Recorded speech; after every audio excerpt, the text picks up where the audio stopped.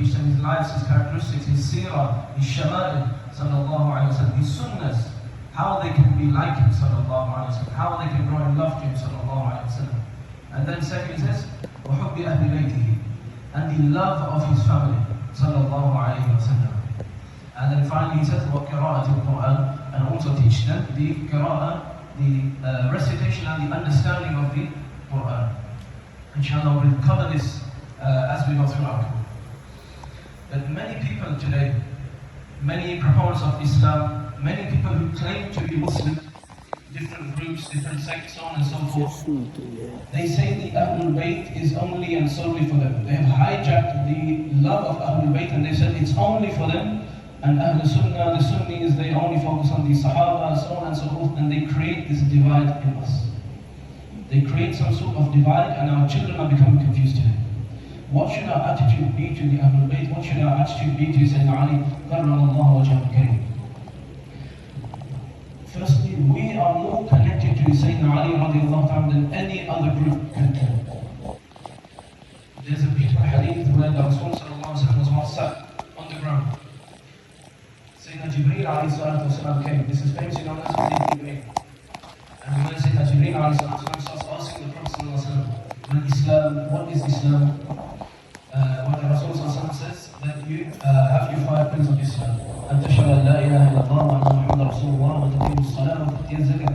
So on and so forth. He says, ما الإيمان? What is Iman? And the Rasul sallallahu alayhi wa sallam says, أن تؤمن بالله وملائكته ورسله, that you believe in Allah and all of the articles of faith that we learn when we are children, Iman, Wajh, Iman, Mufassal. And then he asks, thirdly and finally, Mal Ihsan. What is Ihsan? The highest form of one's Iman, the highest form of one's Islam. What is Ihsan? He says, أن تعبد الله كأنك تراه فإن لم تكن تراه فإنه يراك. That you worship Allah subhanahu wa ta'ala, that you're spiritually connected to Him in such a state, such a manner, that you feel as though you can see Allah subhanahu wa ta'ala without giving Him any shakl, any form. You feel as though Allah is there. And if you cannot imagine this, you cannot get this point there, you feel that Allah is constantly watching you and you have that accountability. Unfortunately, we've lost this today. Some of us. We've lost this accountability, inshallah. We'll see through this story of Sayyidina Ali radiallahu ta'ala how to revive this, inshallah.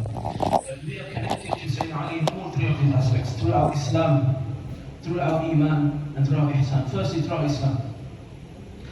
The Rasul sallallahu alayhi wa sallam told us, أَنَا مَدِينَةُ الْعِلْمِ, that the Rasul sallallahu alayhi wa sallam, through his existence, he was the most knowledgeable of the creations of Allah subhanahu wa ta'ala. And he, out of his grand ilm sallallahu alayhi wa sallam, says, أَنَا مَدِينَةُ الْعِلْمِ. The Rasul sallallahu alayhi wa sallam is the city of knowledge. وَعَلِيُّ بَابُهَا. And the door to that knowledge is Sayyidina Ali, karramallahu wajhahu al-karim. Meaning, after the Rasul sallallahu alayhi wa sallam, one of the most, if not the most in the time of the Sahaba, knowledgeable person in that time, afqahun nas. As the Sahaba, they came together and they used to agree, he is afqahun nas. He is the most knowledgeable of the people. Sayyidina Ali, karramallahu wajhahu al-karim. As Hanafis, we have a very special connection to Sayyidina Ali, radiallahu ta'ala. Sayyidina Imam Abu Hanifa radiallahu ta'ala originally is not from Baghdad. He's buried in Baghdad. You will find his Qabr Mubarak, rahimahullah. But originally he's from the lands of Persia and Iran, around that region.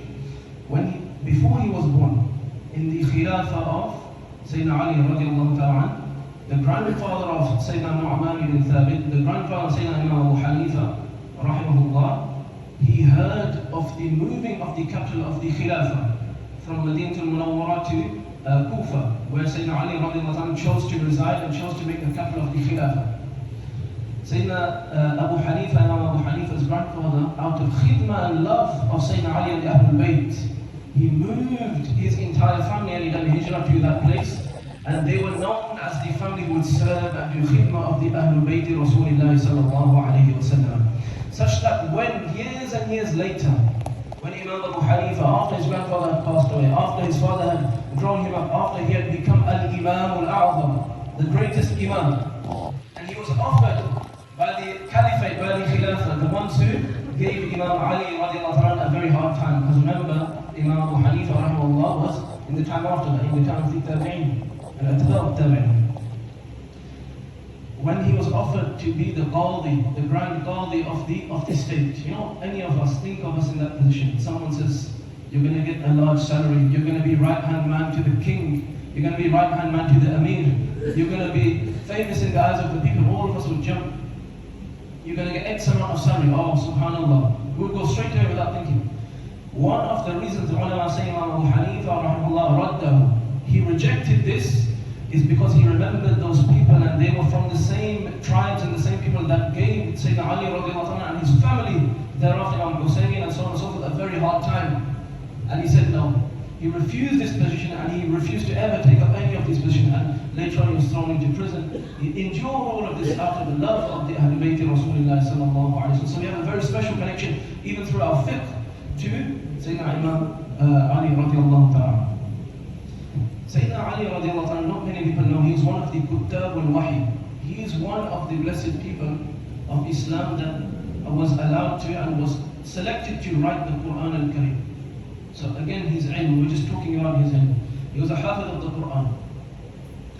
3 of the 7 Imams of Qira'ah, Imam Hamza, Imam Kisa'i, Imam Asim, the one who we read the Quran according to. When you hear some people, they say, I recite according to Hafs and Asim. They are reciting from the student of Sayyidina Ali radiallahu ta'ala. So our Quran, the one that we recite today, is transmitted through the students of Sayyidina Ali radiallahu ta'ala. So if we think how connected we are through our ilm, this is only through the ilm, through the iman. How we connected through iman. The Rasul sallallahu alayhi wa sallam said, and he told us after his passing, or just before his passing, sallallahu alayhi wa sallam, that if you are after me, if you are to find yourself on Islam, لَن تَضِلُّوا مِن بَعْدِي, you will never be astray after my passing if you hold on to 2 things. And there are many different wordings to this narrations. Some ulama say it's da'if. The ulama, though they do say, although it's da'if, you can act according to this narration. Where the Rasul sallallahu alayhi wa sallam said that after me you will never be misguided as long as you hold on to 2 things. Kitabullah, the most important thing first and foremost, the Kitab of Allah subhanahu wa ta'ala, the Quran al-Kareem. And وَعِتْرَاتِ أَهْلِ بَيْتِي, and my beautiful family, sallallahu alayhi wa sallam. Talking about the aqeedah and holding on to the love of the Ahlul Bayt Rasulullah sallallahu alayhi wa sallam. That being said, where did the Sahaba come into this? Just to round off our iman before we move on to the next section. Lots of people make this a problem and say Imam Ali radiallahu anhu on one side, Sayyidina Abi Muawiyah on the other side, the Sahaba on one side, the Ahlul Bayt on the other side. Did you know Sayyidina Ali radiallahu anhu narrates from his own words that the best of people are none other after the Prophet, none other than Abu Bakr and Umar radiallahu ta'ala. He's saying from his own word radiallahu ta'ala. You'll find this narration widespread online. Sunan Abi Dawood and so on and so forth. The 2 guards to the house of Sayyidina Uthman radiallahu ta'ala, Al-Shaykh fi Darihi. He was known as Al-Shaykh fi Darihi, Sayyidina Uthman radiallahu ta'ala, because he lived a very long life in his late 70s and 80s when he was very old. And he was the Khalifa of Islam. He was residing in his house and they besieged his house, the Kharijis. And they were trying to martyr him and kill him and threaten him. Who was standing guard outside of his house on the right and left of the door? And other than Imamain Karimain, Sayyidina Imam Hassan, Sayyidina Imam Hussein, radiallahu ta'ala. Look at the love of Sayyidina Ali. He said that you 2 need to stand guard and guard the Khalifa of Islam, guard my friend Sayyidina Uthman, radiallahu ta'ala. There was nothing but love between these people. And once we read into their lives and understand this, then we realize that we are not to divide them or to try and hold on to all of the aqeedah, and this is our iman, as the Rasulullah taught us. And finally, we owe it to Sayyidina Ali radiallahu ta'ala, especially our people from the Indo-Pak region, in terms of ihsan and tasawwuf, in terms of our spiritual connection.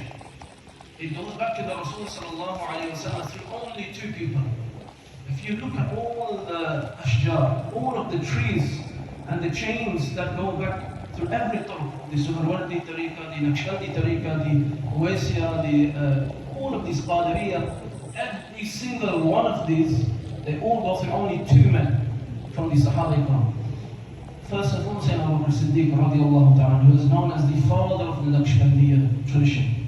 And you'll see, whenever they read the Shajar al-Tariqah, after the Rasul sallallahu alayhi wa sallam, the person that gave bay'ah and transmitted this beautiful tariq was Sayyidina Abu Bakr Siddiq radiallahu ta'ala. Every single other tariqah, that's your Suhrawadiyya, Iqadariyya, so on and so forth, go through Sayyidina Imam Ali, karramallahu wajhahu al-kareem. So he is the man who has transmitted all of these beautiful and spiritual teachings to the masses through his spiritual connection with the Rasul sallallahu alayhi wa sallam. So we owe it to, and we have the most connection to Sayyidina Imam Ali radiallahu anhu compared to any other person in terms of our Islam, as Jibreel alayhi salam asked the Rasul sallallahu alayhi wa sallam, in terms of our Iman, as Jibreel alayhi salam also asked the Rasul sallallahu alayhi wa sallam, and in terms of our Ihsan, our spiritual connection to Allah and Rasul sallallahu alayhi wa sallam is none other than through Sayyidina Imam Ali radiallahu ta'ala. Inshallah, just a few notes on his beautiful life before we end it and go back to our narration. That Sayyidina Ali radiallahu ta'ala, he has many merits. Too many to talk about in 10-15 minutes. Inshallah, we won't have any longer than that. But if you look at the life of Sayyidina Ali radiallahu ta'ala, if you put a person today, you know how sometimes they have the wartime memorials, you'll see on the news or on TV, or they have marches in London, or the veterans of World War I, we are doing a presentation on them, the veterans of World War II, and they wear all of their medals and their credentials, and they're all called out. Sayyidina Ali radiallahu anhu, if we were to put all of his credentials here today, then you'll see he outnumbers every single